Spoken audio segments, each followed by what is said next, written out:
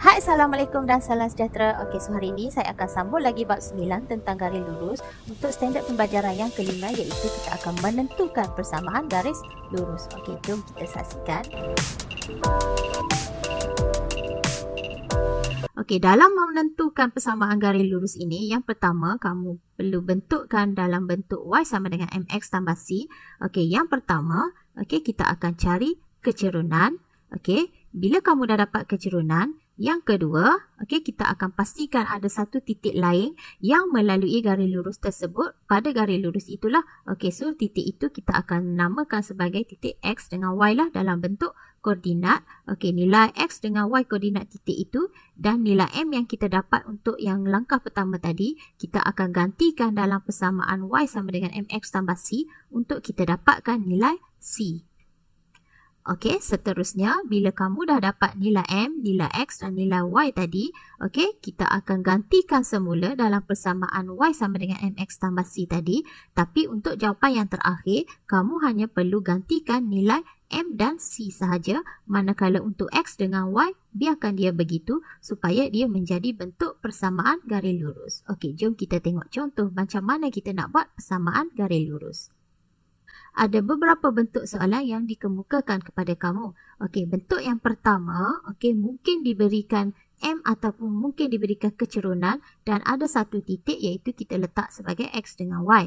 Okey, bentuk yang kedua pula mungkin hanya diberi dua titik sahaja. Okey, macam mana kita nak dapatkan kecerunan jika kita hanya ada dua titik? Okey, so daripada dua titik ini kamu perlu guna rumus kecerunan iaitu Y2 tolak Y1 per X2 tolak X1 untuk dapatkan M. So, dia sebenarnya berbalik kepada soalan yang pertama tadilah, bentuk yang pertama. Okey, bentuk yang ketiga pula mungkin diberi suatu titik dan persamaan garis lurus itu dinyatakan adalah selari. Okey, so ingat balik konsep selari. Bila persamaan dua garis lurus itu adalah selari, maka kecerunan M1 dengan M2 adalah sama. So, kita akan guna konsep tersebutlah untuk menentukan persamaan garis lurus. Okey, jom kita tengok bagaimana untuk membuat persamaan garis lurus. Okey, jadi saya tunjuk dulu bentuk soalan yang pertama. Maksudnya yang pertama diberi kecerunan dan satu titik sahaja. Okey, so contoh dekat sini. Tentukan persamaan garis lurus yang mempunyai kecerunan. Okey, so M kita dah ada lah. Okey, M dekat sini negatif 2. And then ada satu titik iaitu P36. So, kita dapat T, X ini sama dengan 3, Y sama dengan 6. Okey, so dekat sini kamu tak perlu cari kecerunan lah. Sebab kecerunan sudah diberi. Okey, jadi kita terus kepada langkah yang kedua untuk dapatkan C, iaitu dalam pintasan Y itulah. So, daripada yang am, kita ada Y sama dengan MX tambah C. So, M kita dah ada. Sekarang kamu perlu cari nilai C. Untuk dapatkan C, kita akan ganti ke tiga-tiga nilai inilah. Okey, jadi saya akan ganti Y sama dengan 6. Okey, M kita negatif 2. X saya iaitu 3 tambah dengan C. So, kita permudahkanlah. So, yang ini negatif 6 tambah C. Okey, jadi C sama dengan 12. Okey, bila kamu dah ada M negatif 2, C sama dengan 12. Jadi, langkah yang terakhir, kita tulis balik persamaan tersebut tapi hanya ganti M dengan C sajalah. So, Y sama dengan M kita iaitu negatif 2. So, negatif 2X, C-nya 12. Negatif 2X tambah 12. Maka inilah jawapannya. Kita tengok bentuk soalan yang kedua. Jika diberi hanya dua titik sahaja, kita akan bentukkan persamaan garis lurus tersebut.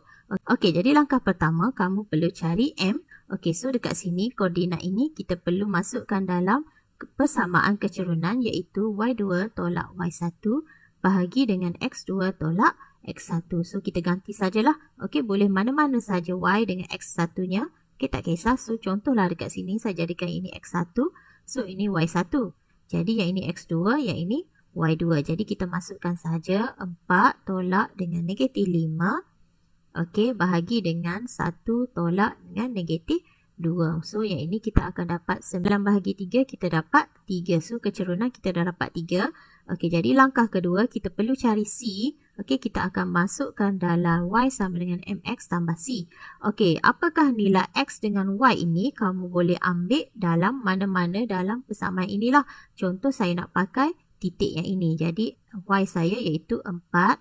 Okey, M kita 3, X1 tambah dengan C. So 4 tambah dengan 3 campur C. Maka C sama dengan 1. Okey. So bila dah ada M dengan C, bolehlah kita ganti yang ketiga ini. Langkahnya tulislah jawapannya, iaitu Y sama dengan M kita 3X tambah dengan 1.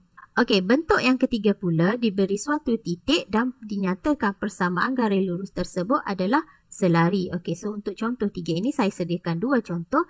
Okey, contoh yang pertama, okey, tentukan persamaan garis lurus yang selari dengan garisan AB dan melalui titik P54. So AB maksudnya dekat sinilah saya tertinggal ini. Okey, garisan AB ini, okey, persamaannya Y sama dengan negatif 2X tambah dengan 6. Okey, dan garisan ini adalah selari dan melalui titik inilah. Okey. So, kat sini langkah pertama seperti biasa kita perlu dapatkan M. Okey, jika dinyatakan selari, so kita guna konsep sebelum ini.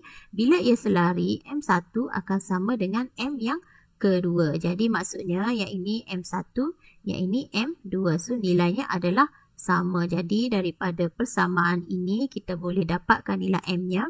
So, Y sama dengan negatif 2X tambah dengan 6.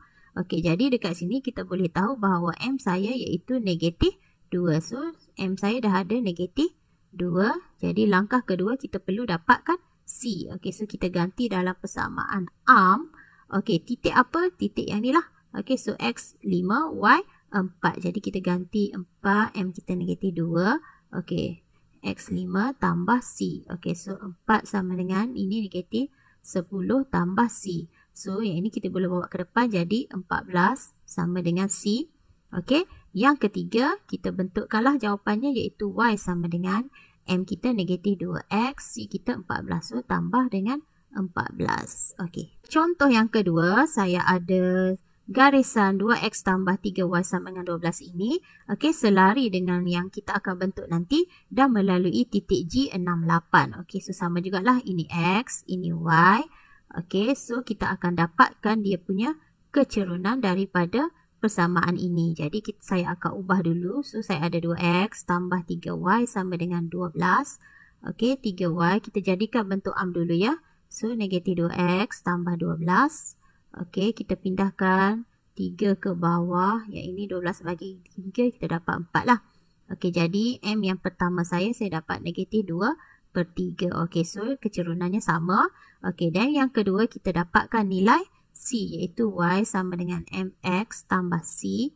Okey, Y saya 8 lah. Okey, kita gunakan titik yang diberi inilah. Okey, so M saya negatif 2/3. Okey, X nya 6 tambah dengan C. Okey, so ini kamu boleh masukkan dalam kalkulator. Okey, maka kamu akan dapat C nya sama dengan 12. Okey, jadi kita boleh bentukkan jawapannya iaitu Y sama dengan negatif 2/3X tambah dengan 12. Okey.